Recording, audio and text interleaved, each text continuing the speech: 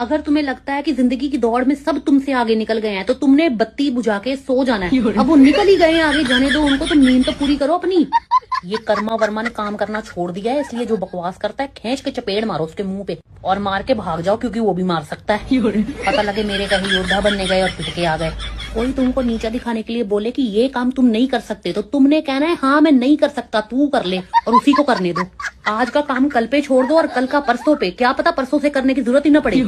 अगर आपको अपना फ्यूचर नहीं दिखाई दे रहा तो आपने कोई फिल्म लगा के देखनी लग जानी है, क्योंकि फ्यूचर तो वैसे नहीं दिखाई दे रहा, फिल्म देख के टाइम पास कर लो। अगर आपको लगता है कि जिंदगी में कोई किसी का साथ नहीं देता तो आपने हम साथ साथ हैं देखनी है, वहाँ सब एक दूसरे का साथ दे रहे हैं। अगर आपको लाइफ में बहुत ही ज्यादा अकेला महसूस हो रहा है तो आपने घर पे बत्ती बुझा के भूत वाली फिल्म देखनी है, फिर आपको लगेगा कि आपके साथ कोई है।